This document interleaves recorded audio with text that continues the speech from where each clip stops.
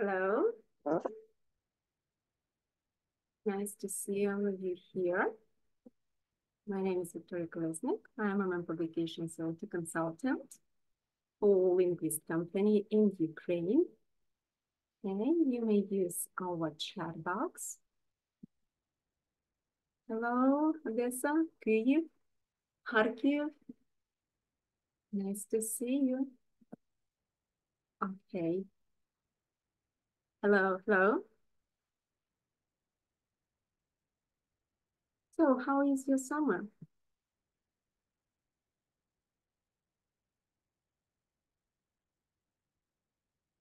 Hello, Summer, Kalush, Lviv.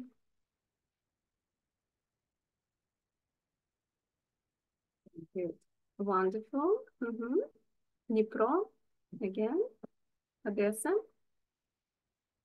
Hello. Irpin. Yes, it's pretty hot. Sure. Hey, good. So, do you see my presentation? Because today we start with the first slide, and it's about Smart School program. Okay, just hello, okay. Hi. Okay, just put pluses if you see my presentation. Can I see? Yes, good. Thank you very much. Okay, good.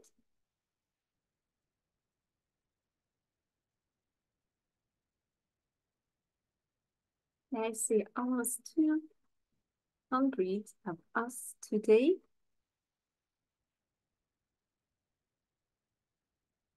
Well, good. So, and I would like to start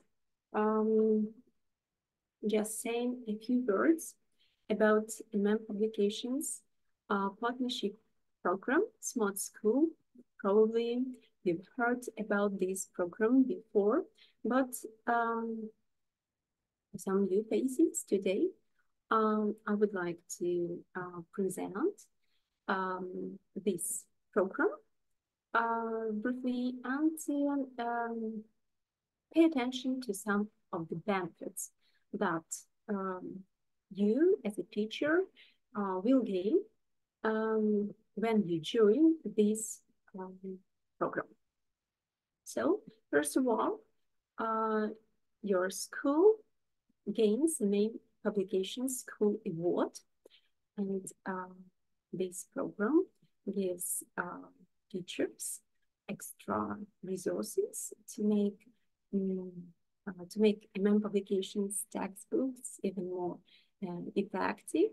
And these resources include different materials like audio recordings, interactive whiteboard material, and a teacher's pad with tests, answers, keys, and some extra exercises that you may use with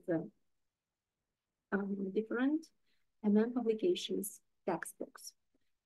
We also help schools sign up for online platforms such as LT platform and online tests.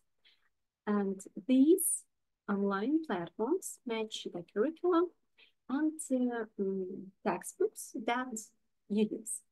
And there is a conference for our partners where teachers can meet with each other and share their best teaching practices, strategies, and some teachers might even get an opportunity to speak at the conference and share their experience. And teachers, like our partners, can get access to online community where they can connect with each other, ask questions, and discuss challenges and solutions, find solutions, related to using MM publications textbooks. And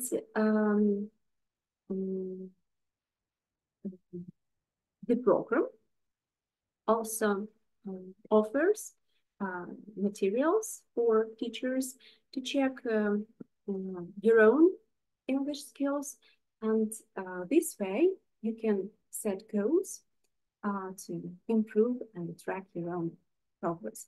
And of course, you get special discount when you buy MM publications textbooks. If you want to learn more, you will contact me, and I will tell you all the details. Okay, so today we are talking about assessment and grading in the secondary school classroom. So we need to take into consideration that the assessment of student learning outcomes should be, first of all, fair. So students should be assessed on their actual achievements. It should be objective. The assessment should be based on the specific criteria and indicators, and constructive. So it should help students understand their strengths and weaknesses, and provide them with the information on how to improve their results. Okay, and speaking about your certificate, so I want to show you that you will get your certificates within 3 working days, as it used to be. As you know, we simplified the registration form, so now you are asked to type in your name and surname and email address. So, enter it, and then you are able to join the webinar. And tomorrow, I guess tomorrow, you will receive the letter with the link. And this link will lead you to the questionnaire. So please load the form, answer the questions, and after that, you will get the link to the folder with your certificates. So I guess I will be ready with your certificates tomorrow, and then it's up to you. It's your responsibility. So you decide when you get your certificate. So you may fill out the form tomorrow, and tomorrow is the day when you get your certificates. Okay. But again, if you have some questions, if you have some issues, you may contact me. Okay, so, and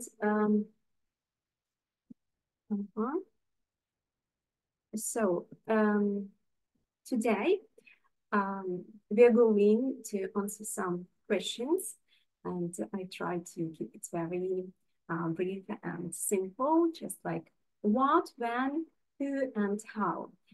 Speaking about what, so probably the question is what is being assessed. So knowledge, right? Skills and abilities. So that student should acquire during a certain period of time, of study, and students' ability to apply these knowledge and skills and abilities in different contexts. So, and we usually assess key skills such as the ability to solve problems and communicate and think critically and collaborate with each other. And speaking about when, so when does assessment take place? We can say that assessment of student learning outcomes is continuous. Yeah? So, and it can take place at different times. For example, it can take place during the lesson to track students' progress and provide them with feedback. And again, at the end of the topic, to determine whether students have achieved their learning objectives. And at the end of the year, to summarize students' achievements for the year. And here we can say that the teacher is primarily responsible for assessing students' learning performance. And you may use a variety of assessment methods to gather information about how students are achieving their learning goals. And students also participate in assessing their own learning progress, and this involves forms of assessment such as self-assessment, peer assessment, feedback assessment, and parents can participate in assessing their children's learning outcomes as well. At least they can observe their children's activities at home. Okay, so assessment of learning performance is an important component of the learning process, we can say, and it helps the teacher track students' progress and provide feedback and motivate them to learn. However, assessment can also have a significant impact on students' emotions and consequently on their future learning performance. And it is very simple that positive emotions such as joy, excitement, satisfaction, sometimes pride, yeah, can motivate students to continue learning. And when a student feels this range of emotions, he is more likely to put in effort and work hard.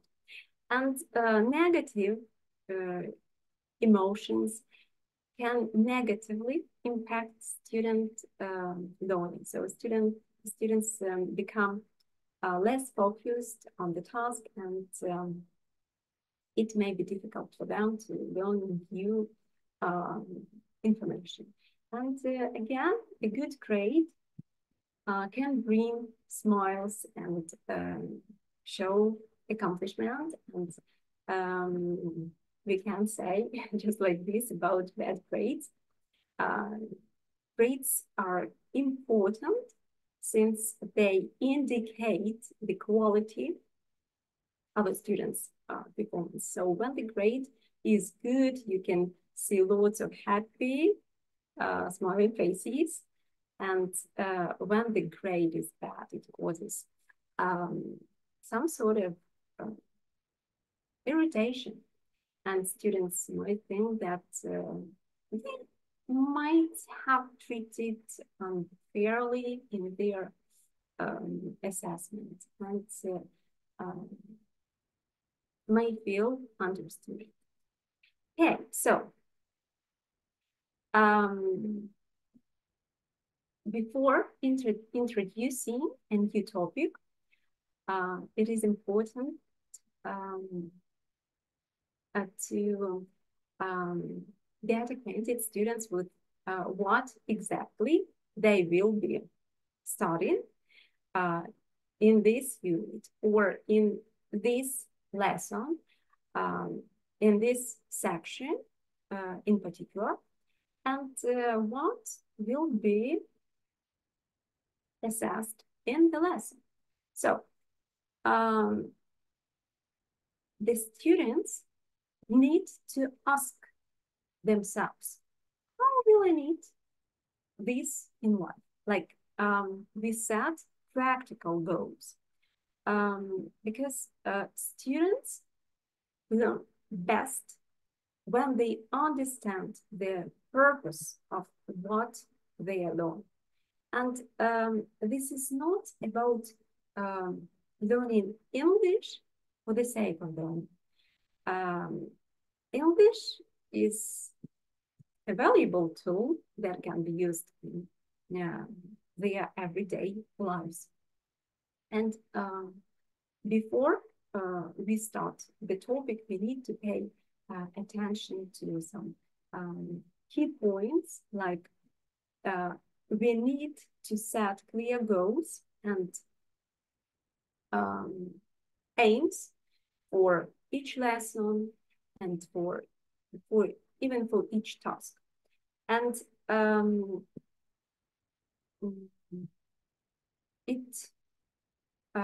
it will help students to see the connection between what they are learning and their real lives.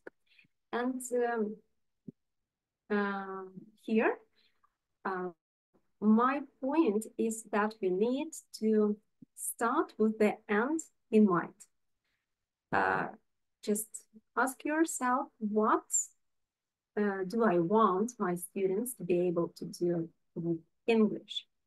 Again, you may break down large goals into smaller steps, into smaller parts, and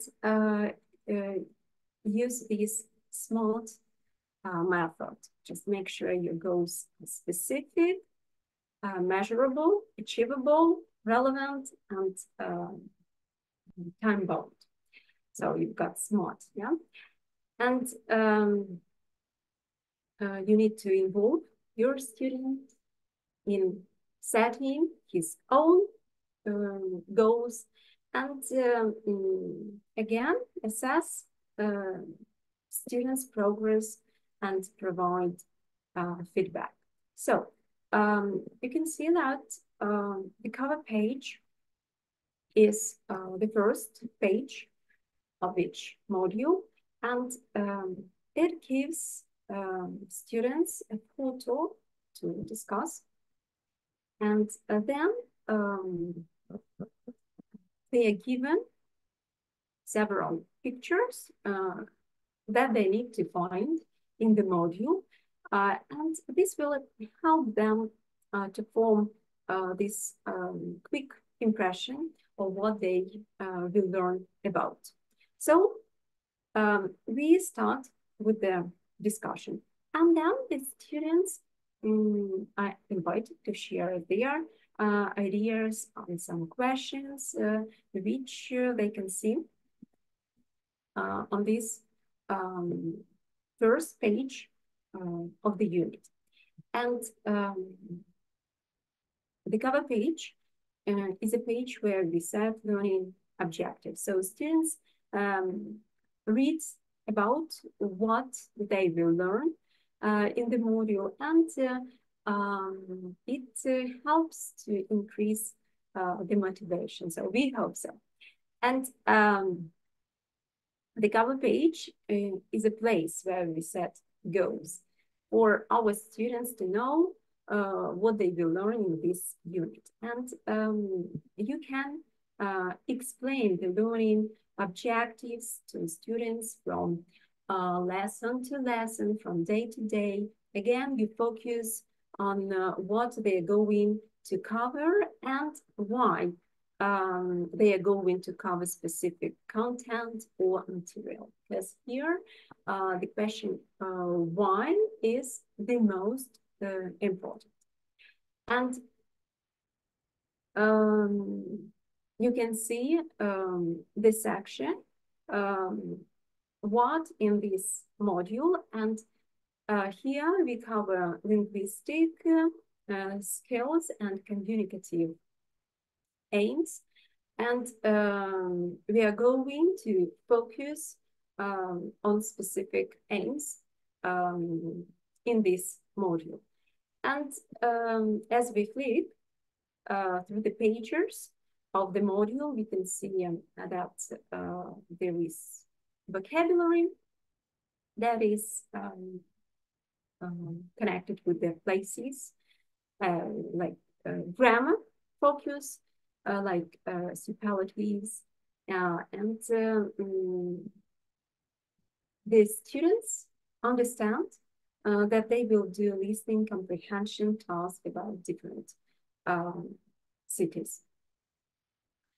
And you discuss this in a class, and maybe students will need more explanations with the vocabulary or some grammar structures they will learn. So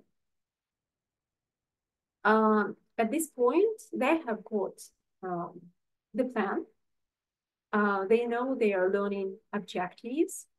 They have got the clear picture on their minds of what they will achieve at the end of the unit. And at the same time, students have got collective understanding. So they can collaborate and help each other. They can rely on each other, and they see and check the goals systematically, and will be able to reflect at the end of the unit.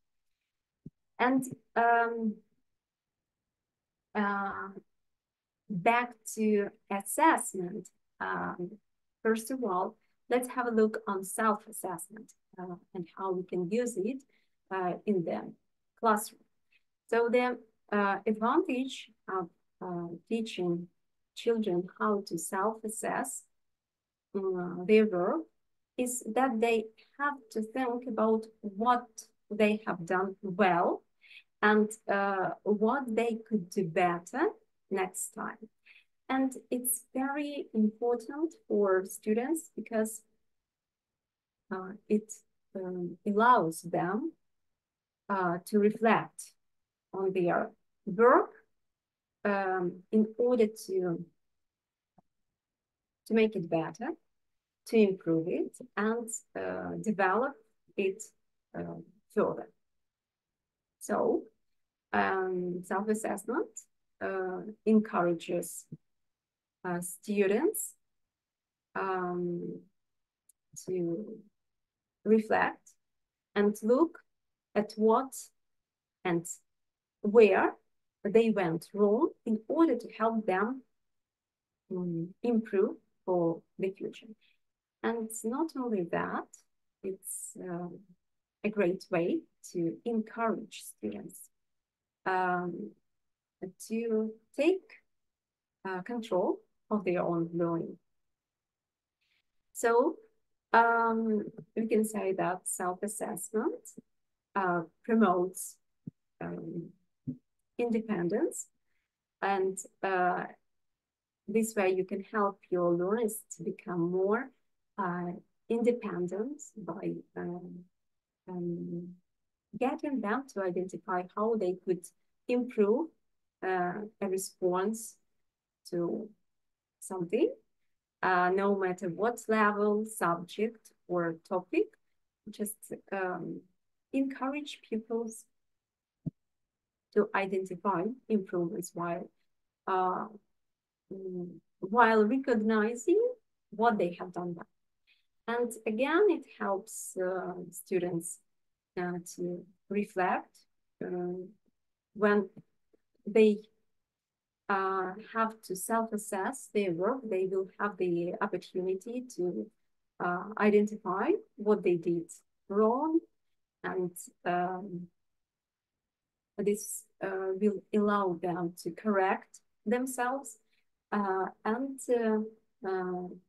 learn it the correct way, as they will be provided with the accurate knowledge, again, regarding the matter during the self-assessment process.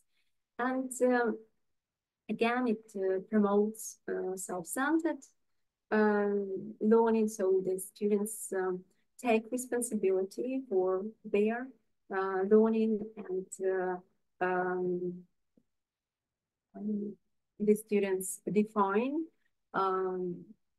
their weak points, let's say, and they at the same time they define their own goals and steps that they need to take in order to improve themselves and meet their own expectations. And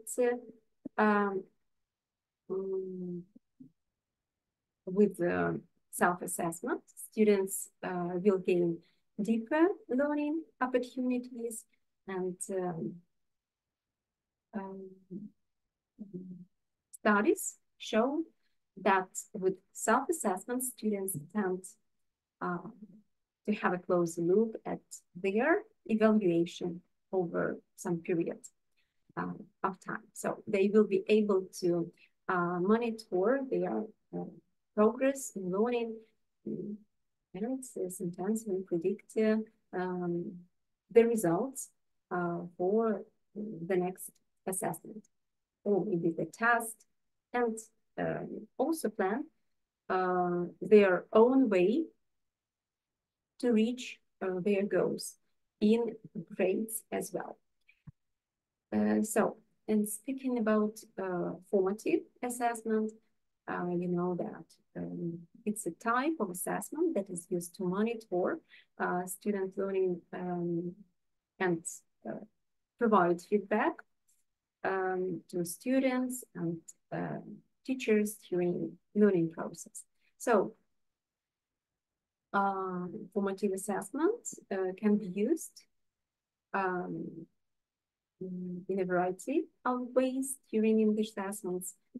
Again, you can ask questions to check for understanding, or observe students as they work in groups or in pairs, or just in general, the class, and again provide feedback on some written work, and you may use different quizzes or short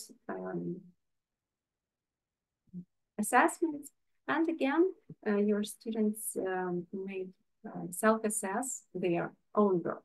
So the good method is 2 stars and a wish. The students, like, it's good for peer assessment, and it is suitable for assessing maybe project work or written work. So you need to give your students cards, like, as you can see, 2 stars and a wish. And students work in pairs, and they read their classmates' work, and then they give their own feedback, and they need to identify two positive features of the work. For example, they may even write the sentence, like the explanation. So, for example, you used vocabulary or grammar, or some phrases, phrasal verbs, and they need to give one recommendation for what they think could be improved. And this way we teach children to analyze the verb and express their own opinion. And we teach them how to respond correctly and politely to the work of others, and develop their ability to take criticism. And again, children learn from each other when they check each other's work. So you may give your students the opportunity for self-assessment, not only at the end of the unit, but after each lesson. So you need only 1 minute, you know, and use this 60-second right. And students need to write about their learning. They may note their concepts or ideas they are clear on, and some areas that they think they need to improve and to work on, or they can reflect using mind maps. And again, it doesn't take much time, but it is important it is important act in order to promote learner autonomy as well. So, and exit ticket, so you can use this assessment strategy, and you may use it at the end of the lesson, or again at the end of the whole unit. This is like a ticket to be able to leave the class or to start a new topic. And exit tickets give you and your students a quick way to evaluate what students have learned that day or in general during the module, and define students who might still need some extra support. And after each topic, there are special pages. We call them roundup pages or review pages, revision pages. Yeah, so these pages include exercises to help students remember and practice vocabulary and grammar. And students do these exercises and check their score to see how well they have learned this topic. And there are also charts, like self-evaluation charts, where students can track their own progress. And you can see "Now I Can" box with the same goals that we have set at the beginning at the cover page. So, and there is a fun way for your students to discuss how well they learned the topic, and they can do it in class or online in groups. Yeah. So you may set a timer for a few minutes and ask students to rate themselves from 1 to 5, where 5 means they feel very confident about the topic, and 1 means they are not that sure, means that they need more practice, and it's totally okay. Everyone learns at his own pace. So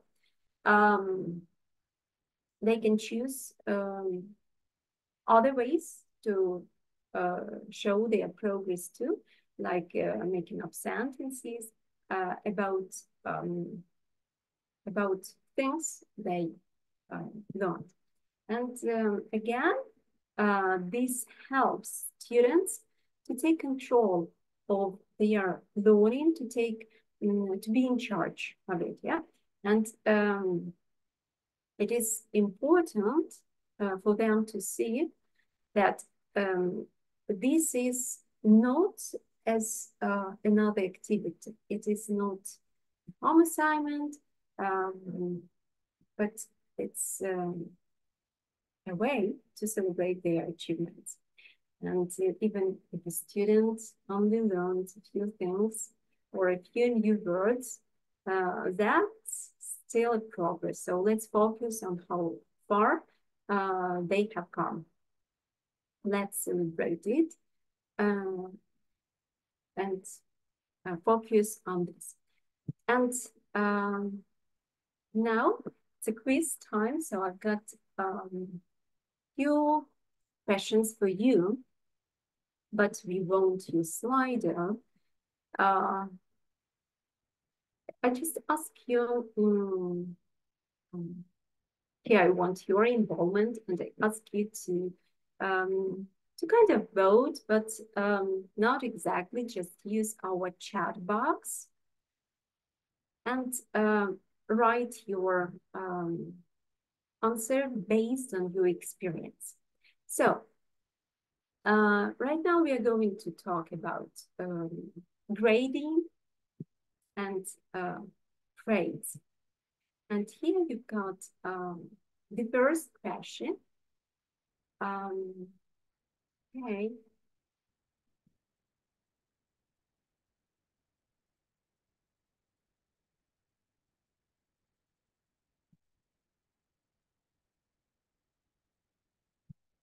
So in the categories comprising your grade, how much do you weigh homework?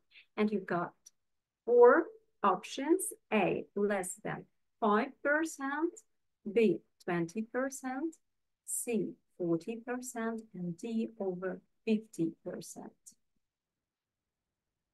So to what extent we are giving value to work that is being done outside the class?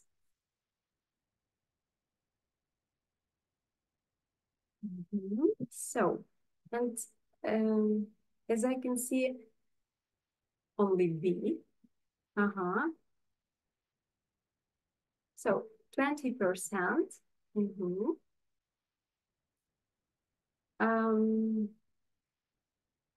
You know, it's a tricky thing, and we need to take into account that we are not there to witness what exactly is taking place at home, though it is important to congratulate the effort, to pay attention to this, and to admit that the students take time to do some exercises at home. So let's see the correct answer. I would like to reveal the answer. And here you can see that the most equitable answer is A, yeah? So, less than 5%, a student's performance and homework should not be included in the grade. Doing so means we are including unreliable data in the student's grade. And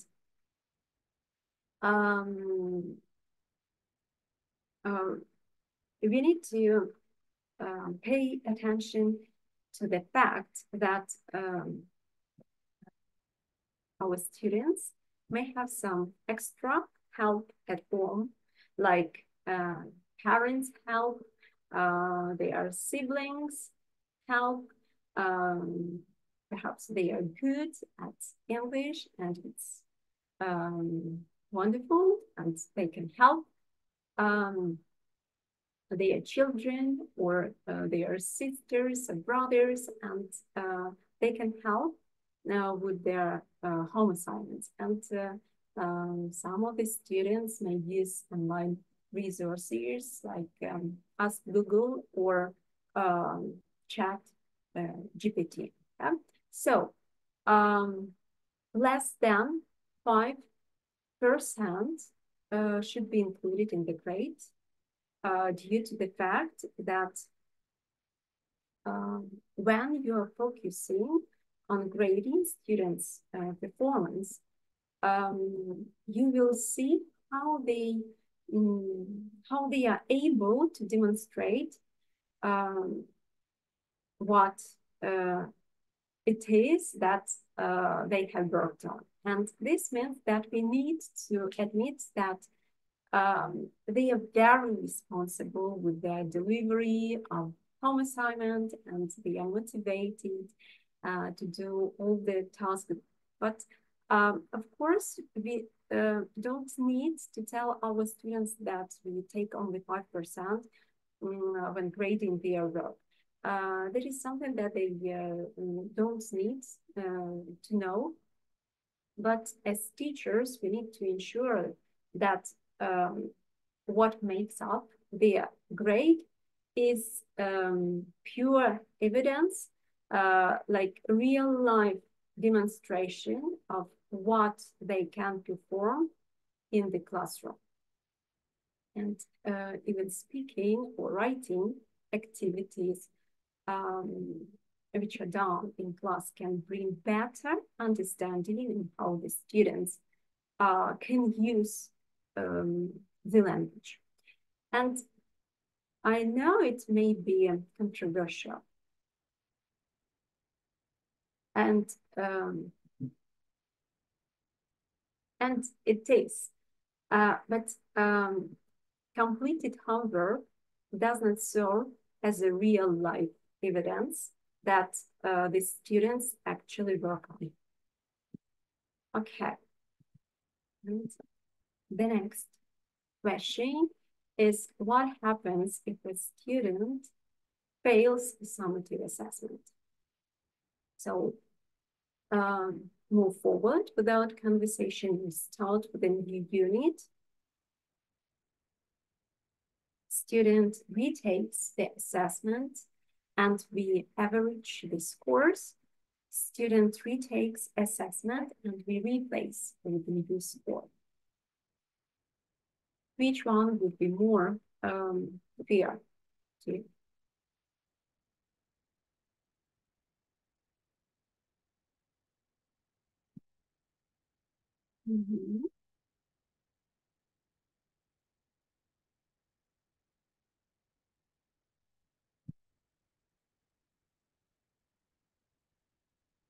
Yeah, C. B. Yeah.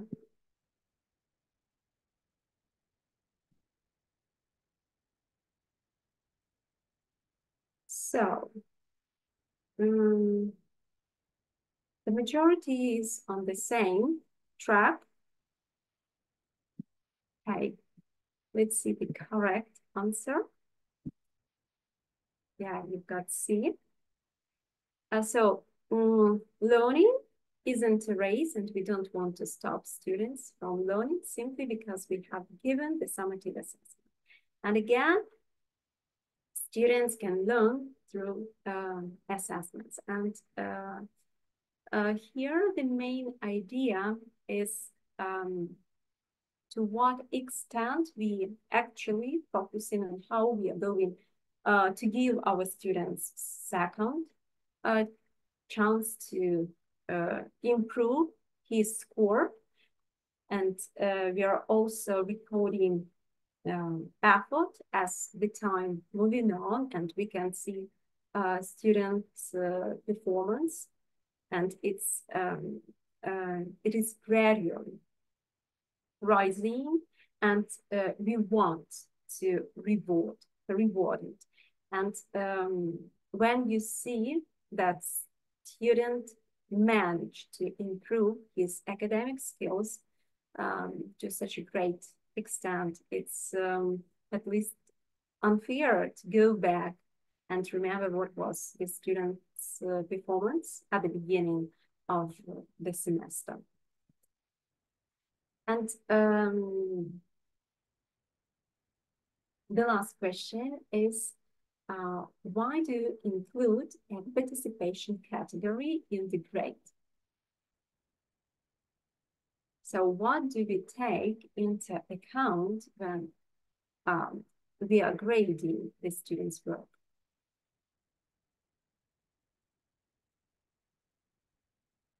When we are actually trying to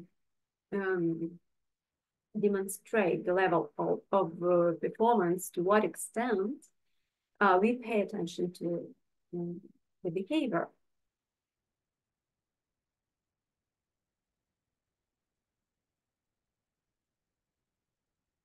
Mm-hmm.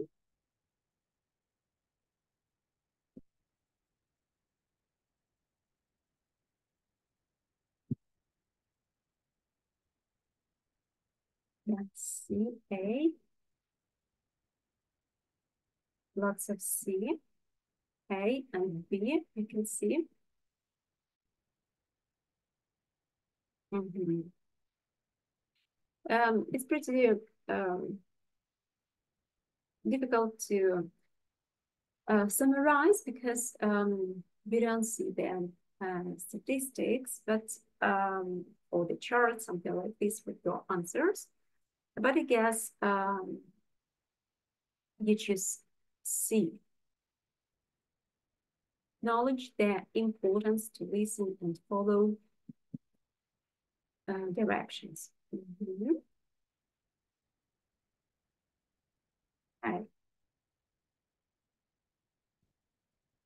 So let's review the correct answer.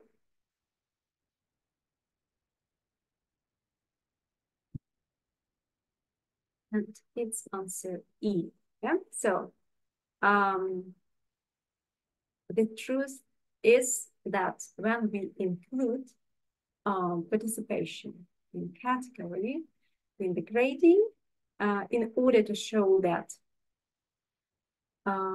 those students who really want to improve, they can demonstrate this through participation or by being active or in a group. And definitely participation will lead to better results, but it's not a matter of raising the hand all the time and responding to the questions. What is more important is that students are able to manage the task. They are able to complete it. They know how to use the language. And there are lots of active, responsible students, and they are very punctual with their home assignments, and they are diligent, but they are not able to complete their specific task. So this is the picture that is crucial here. And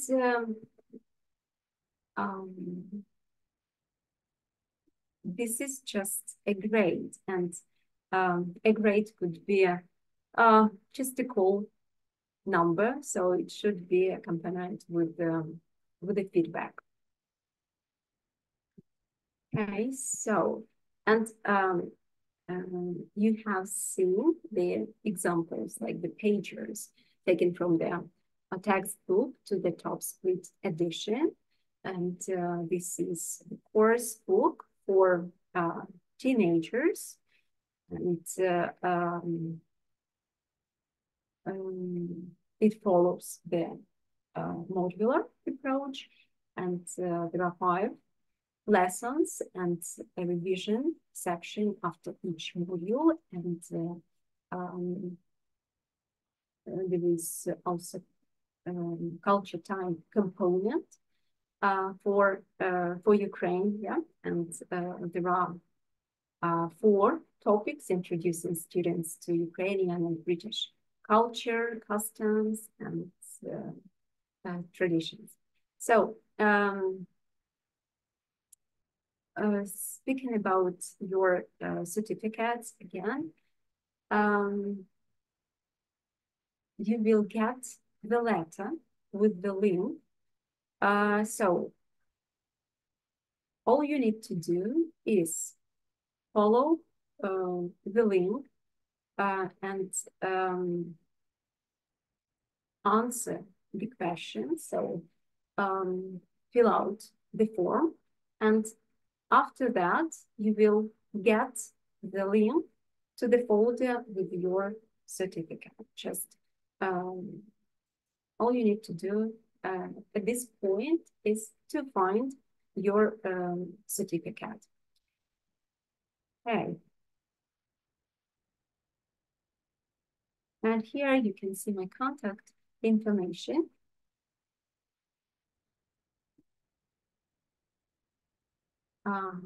You can see my email address, my phone number.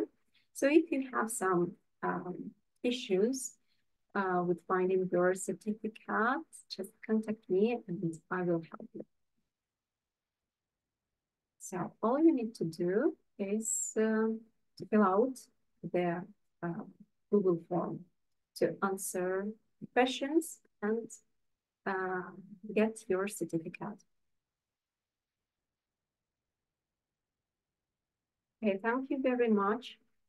I'm very happy that I have the opportunity to conduct this webinar. Thank you.